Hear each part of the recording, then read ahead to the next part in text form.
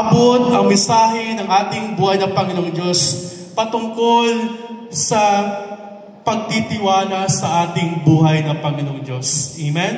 Napakalaga po mga minamahal sa umagang ito na sa bawat isa na narito sa atin, amen, maging sa ating magtatapos, kailangan magkaroon po tayo ng pagtitiwala sa Diyos. Amen? Napakalaga po ang tinatawag na pagtitiwala sa ating Panginoon. Sapagkat, alam niyo po mga minamahal, ang buhay ng isang tao na kapag nagtitiwala sa ating Panginoong Diyos, siya po yung tao na pinagpapala ng ating buhay na Panginoon. Actually, ako gusto ko po ibahagi sa inyo ang aking karanasan kasi ako produkto din ako ng paaralang ito. Amen? Ng SKSU. In the year 2012, nakapagtapos po ako sa paaralang ito. Alam niyo po, ang buhay ko po noon, na wala pa po ako sa ating buhay ng Panginoong Diyos o hindi pa ako nagtitiwala sa ating Panginoong Diyos. Isa po ang tao mga minamahal na kung saan naghahanap po ng tunay na kasayahan. Amen? Naghahanap ng tunay na kapayapaan sa buhay. Kaya sinubukan ko po mga minamahal ang mga bagay na temporal sa mundong ito. Amen? Nakala ko nandoon ang tunay na kaligayahan na aking nahanap. But napatunayan ko po mga minamahal, wala palang tunay na kaligayahan na makikita po natin dito sa mundong ito. Yes, magiging maligaya po tayo sa ilang oras, amen, kapag mayroong kaibigan, but matapos ang ilang minuto, amen, nandoon pa rin yung kakulangan sa aking puso, amen. Meron pa rin akong hinahanap na kaligayahan. But nagpapasalamat ako sa Panginoon in the year 2009, amen? Meron pong isang tao na kung saan nagbahagi sa akin patungkol po sa ating Panginoong Diyos. Amen? Doon, nagkaroon ako ng pag-asa, amen? Na babago ang takbo ng aking buhay. Amen?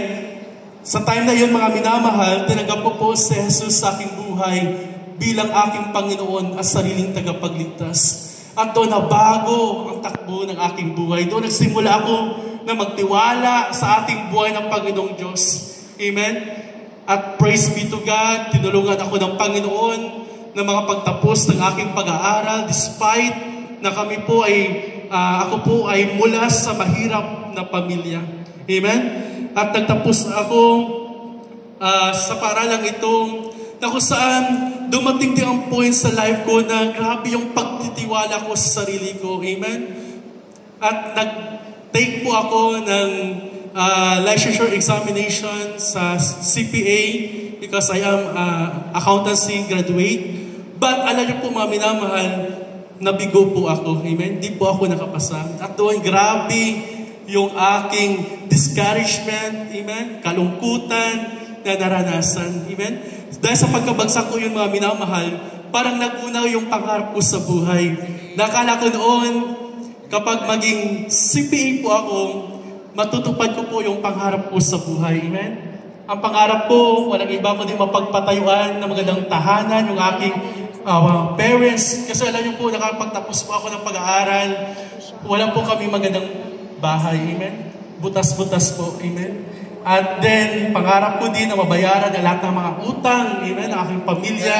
At then, magkaroon ako ng magandang trabaho, magandang kita, amen. Pero nagunaw ang lahat ng mga pangarap kong iyon dahil namagsak po ako. Pero isang bagay po na nakita ko, mga minamahal, bakit nakita ko po yung failure sa buhay ko? Dahil hindi ako nagtiwala ng lubusan sa aking Panginoon. Amen?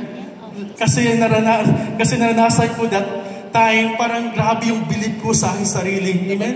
Sabi ko sa sarili ko, marami na akong pinagdaanan during college days, laging nangunguna sa mock board, sa qualifying exam. But, binagsak ako ng ating Panginoong Diyos. Amen? But, alam niyo po mga minamahal, di pa rin ako nawala ng pag-asa. Amen? Nangangarap ako someday na time will come na itataas ako ng ating Panginoong Diyos. At doon, mayroon akong kasama sa aming simbahan na nagbigay encouragement sa akin, bumalik ka sa ating Panginoong Diyos. Amen? Magtiwala ka muli sa ating Panginoon. Amen? At doon, ipinagamit ko ang buhay mo sa Panginoon. naglingkod ako sa ating Panginoon ng tapat. Amen? Nagtiwala po ako. Alam niyo po mga minamahal, ang magandang ginawa ng ating buwan ng Panginoong Diyos. Kahit hindi man ako CPA, pero mas sobra pa sa CPA yung naangkin ko. Amen? Kasi ngayon po, mga minamahal, gusto ko pong i-testify sa inyo yung pangarap ko na magkabahay. Amen? Na ibigay ko po sa aking mga magulang. Amen? At then, nagkaroon ako ng bookkeeping services, amen, office. At ngayon, I have 180 companies na hinahawakan within the Sultan Kudarat. At the same time, I am a general manager po sa isang malaking company dito po sa Sultan Kudarat. So, doon ko napatunayan mga minamahal, amen, na ang pagpapala pala ay hindi pala sa pamagitan ng ating lakas, amen, sa pamagitan ng ating karunungan, kundi sa mula po sa ating buhay ng Panginoong Diyos, amen. Kaya ngayong umagang ito mga minamahal, magtiwala tayo, amen, umasa tayo sa ating Panginoon, kasi alam natin ng ating lakas, ng ating karunungan, mayroong pong kahinaan, mayroong hangganan, pero ang Diyos nating pinagkatiwalaan, wala pong limitasyon, amen. Magagawa niya ang lahat ng bagay. Ngayon po, masayang-masaya po ako, naglilingkod sa ating buhay ng Panginoon bilang assistant minister, amen, ng simbahan na aking kinakaiban. Kahit busy po ako sa trabaho, busy po ako sa aking mga kliyente, di ko po nawawala na kung saan yung priority ang Panginoong Diyos sa buhay ko. Every afternoon, maybe ang iba sa inyo, makikita nyo ako sa park, sa plaza, sa palengke, na patuloy nangangaral sa salita ng ating Panginoon. Minsan nga yung empleyado ko, yung staff ko, sinabihan ako, Sir Rex, bakit ka pa nangangaral, gumagawa, despite na busy ka sa iyong trabaho? Sabi ko sa kanya, kung anong sinimulan ko during college days, magpapatuloy ako sa Panginoon. Amen, sapagkat ang Diyos na aking pinagkatiwalaan ay hindi nagbabago. Kaya ngayon po, masayang-masaya po ako, naglilingkod sa ating buhay ng Panginoon kasama ng aking pamilya. Yung asawa ko din, nakapagtapos din siya dito sa SKSU, accounting tech po siya, yung course niya. So ngayon, meron kaming 2 anak na masaya kami na naglilingkod sa ating Panginoon. Kaya ngayong umagang ito, mga minamahal, amen, ang mensahe ko lamang, amen, huwag tayong, amen, lumayo sa ating Panginoon. Magtiwala tayo sa Kanya. Amen? Trusting God. Ipagkatiwala natin ang buhay natin sa Panginoon sapagkat may mga nakalaan na magandang plano ang Diyos sa ating mga buhay. Amen? Kaya ngayong gabing ito, ngayong umagang ito, sa ating pagtatapos, so hinihiling ko lamang sa bawat isa, tanggapin natin ang Panginoong Diyos. Amen? Paghariin natin si Jesus Christ sa ating buhay as our Lord and personal Savior para makamit natin ang magandang buhay. Amen? Kaya ngayong umagang ito, hinihiling ko sa bawat isa na yuko po natin ating mga ulo, ipikit natin ang ating mga mata, at sundin natin ang panalangin na ito nagmumula sa ating puso. Sundin natin ang panalangin na itong, Panginoong Jesus, ako po'y lumalapit sa iyong banal na trono. Inaamin ko po, Panginoon, na ako po ay isang taong makasalanan at hindi po ako karapat-dapat sa iyong kaharian. Sa oras ito, Panginoong Jesus, akin na pong pinagsisihan, tinatalikuran ang lahat ng aking gawang masama. At sa oras ito, Panginoon, binubuksan ko ang aking puso, ang aking isipan, tinatanggap kita sa aking buhay bilang aking Panginoon at sariling tagapagligtas. Alalahanin mo ako, Panginoon, sa muli niyong pagparito at ilista niyo po ang aking pangalan sa aklat ng buhay sa langit. Maraming salamat sa pangalan mo, Panginoon, na aking Panginoon at tagapagligtas.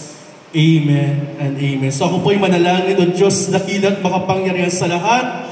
Minsan pa, Panginoon, nagpapasalamat po ako sa iyong kabutihan na patuloy niyo po, Panginoon, na ginagawa sa iyong mga buhay. Lord, pagpalain mo, Lord, lalo, Panginoon, ang magsisipagtapos.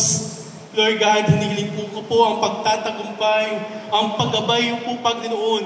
Ay pwede, Panginoon, na magkaroon po sila ng personal na relasyon sa iyo, Panginoon. I pray magkaroon sila ng pananampalataya at pagtitiwala sa iyo, Panginoon.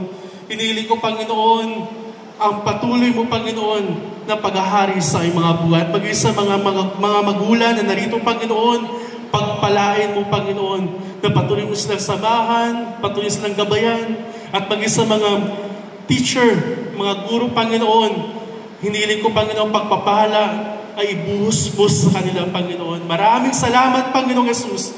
Amin po ibinabalik sa iyo ang lahat ng papuri, parangal, pasasalamat sa iyo lamang makapangyariang pangalan, sa pangalan mo, Jesus, na aming Panginoon at tagapagligtas. Amen. So maraming salamat po at God bless po sa ating lahat. Thank you so much, Brother Rexemy G. Bonares Jr. Again, thank you so much, Brother, for